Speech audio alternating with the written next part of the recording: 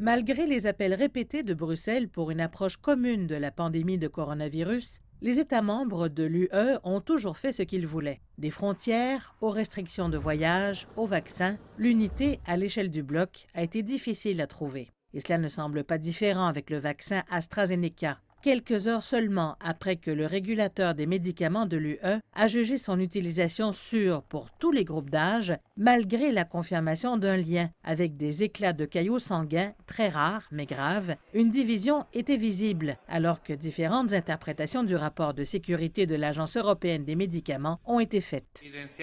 Nous avons décidé, par précaution, d'administrer le vaccin à ceux qui peuvent en bénéficier le plus, à savoir les personnes âgées.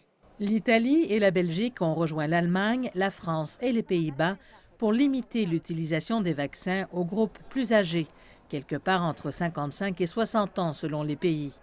La douleur est allée encore plus loin en limitant son utilisation aux personnes âgées de 60 à 65 ans seulement, alors que le Danemark a maintenu une suspension complète du vaccin.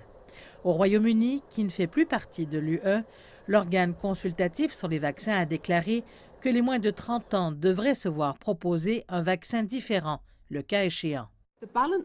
L'équilibre des bénéfices et des risques est très favorable pour les personnes âgées, mais il est plus finement équilibré pour les plus jeunes. Les opinions divergent aussi sur ce qu'il faut faire à propos des deuxièmes doses. L'Allemagne affirme que les moins de 60 ans devraient désormais recevoir un vaccin différent, alors que d'autres attendent plus de données scientifiques. En ce qui concerne la deuxième dose, c'est une question qui reste à déterminer.